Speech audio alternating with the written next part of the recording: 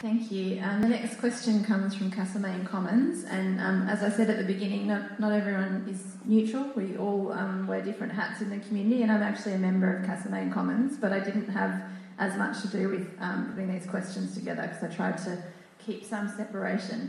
But Castlemaine Commons are a small collective that works responsibly, hosting events and discussions, working on community connection, sense-making and actions.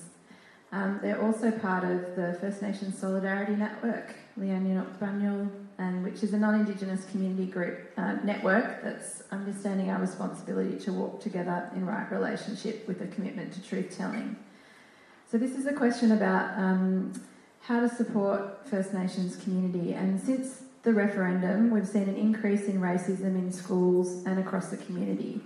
The question is, how will you address this division and ensure there is accountability and transparency about the learning and truth-telling that's needed? One, and anyone else? Philip, anyone else like to answer that one? All right, we'll come to you, Kellyanne, and then Philip. Yeah, no, thank you. Thank you to all our allies and friends who walk with us. That's first and foremost. Also, I am a director at Naldrun, Aboriginal Education Corporation, so I'd like to make that transparent. I hear and I feel our community and all of what community is experiencing. As a First Nations woman who has children in this shire, who has been subjected to racism, I believe in calling it out, standing strong and fighting more opportunities for truth-telling and educating our communities. Through initiatives where First Nations people and our allies and wider community can walk together as a collective, these could include school-based initiatives to promote and support Indigenous education delivery in our local schools, working closely with CESOs, the Career Education Support Officers, as well as other community initiatives like co-led, co-designed projects such as a potential Mount Alexander Shire biodiversity strategy. I would advocate strongly for more signage, dual language places and interpretation of places and spaces within our shire, which focuses on First Nations stories and perspectives, and then linking or noting the historical story behind a place as well. We're not going to go away. We're still here, and we will always be here, and zero tolerance towards racism. Thank you.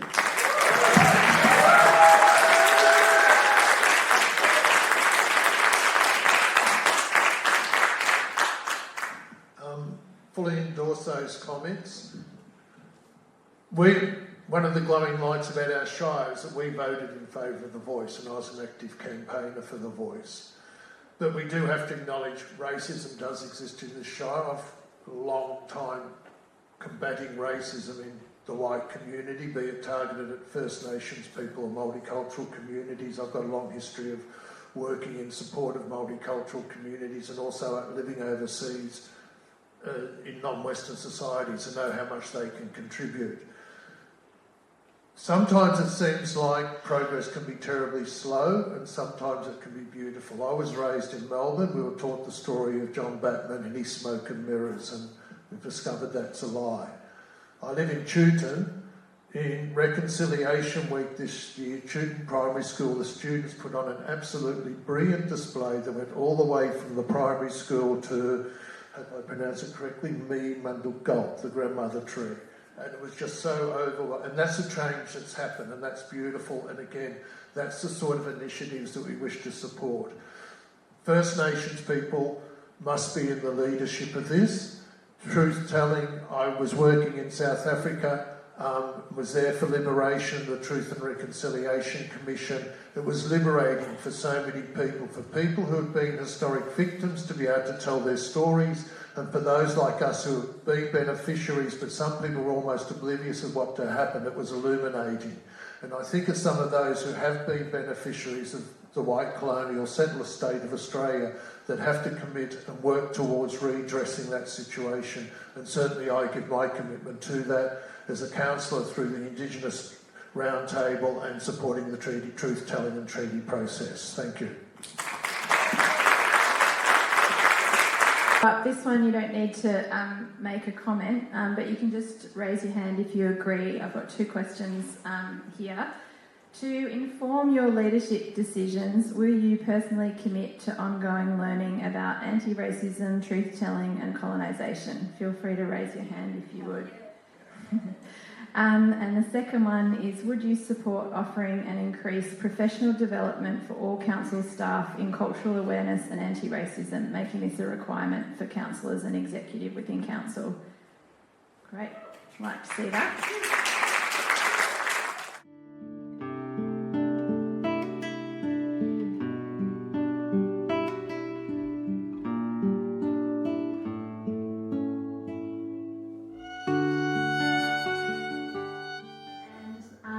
Question for today is again from Castlemaine Commons.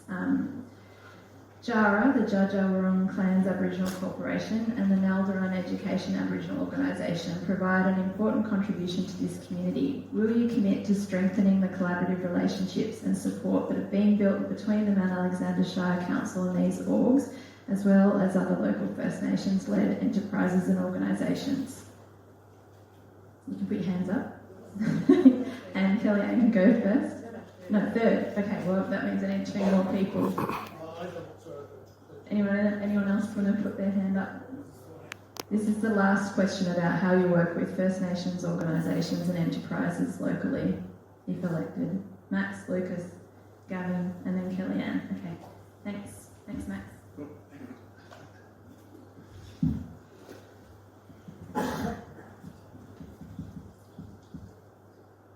Okay, this is a little bit different. Again, this is via the work that I'm doing in local government. I've been working with Parks Victoria and in my local area to help publicise and encourage the culture of the original inhabitants up through the Garfield Waterwheel area, the National Park. And I've been doing that for a number of years quietly as part of a tourism initiative. And it's great to see the people coming into that park, understanding the signage that's there about First Nations and walking through the environment. Now that's something that's been done quietly and distributing a lot of printed material, thousands of bits of material to publicise and to help this community. Very unusual it is, but I can assure you it's working. It's just a different approach, not a real formal one, but an informal approach. And I feel real good to do it. Thank you.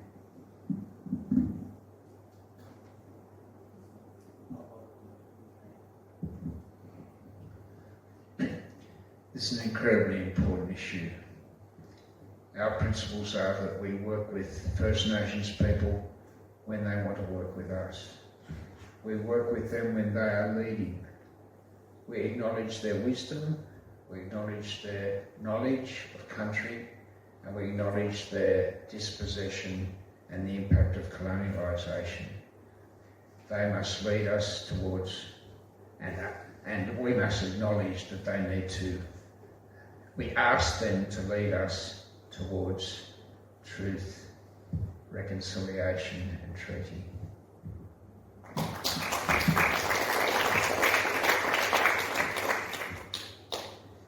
Okay, so thank you. I just want to say, when we say working together or strengthening true and meaningful partnerships, this is not just about consultation, okay? This is not about just asking and seeing what you have to say. We are beyond that. We're saying true and meaningful collaboration.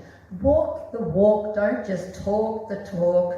You know, we need to be able to walk together, and that means co-led and co-design in whatever space we can, walking with our First Nations people, listening to their perspectives, understanding what we have to offer to show you how we care for country, how we look after community, and then just listening to us.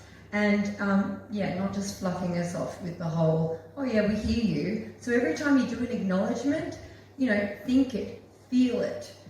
Don't just think it as words, actually feel it in your body. Because again, it's about authentic and true and meaningful collaboration, not just consultation. Nyate.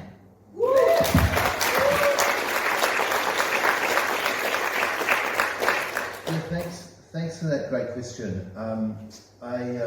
I think actually, like, walking together is about walking together. It's not about expecting First Nations communities to do all the work on this. There is actually a lot of leadership and work that whitefellas can do. I get a bit sick of hearing whitefellas talk about how, this is for First Nations people to lead. Of course, there's leadership for First Nations, but that can be a cop out too.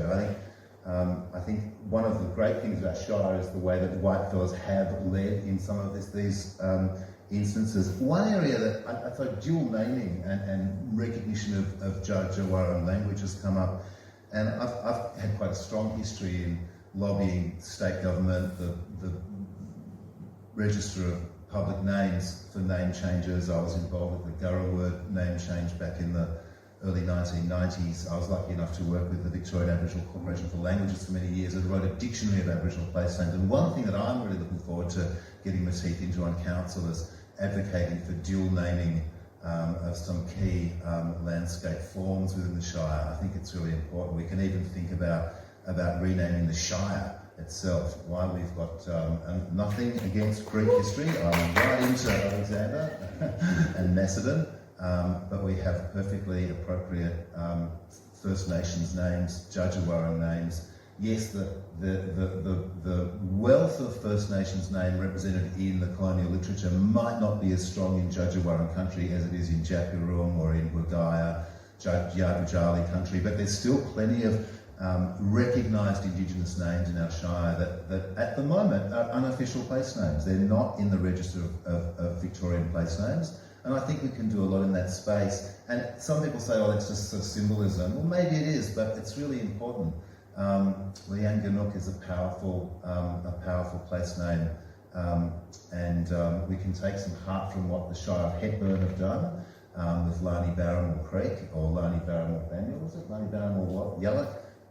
Place that then you're drinking. Yes. And there's a lot that we can do in our Shire. Enough for me.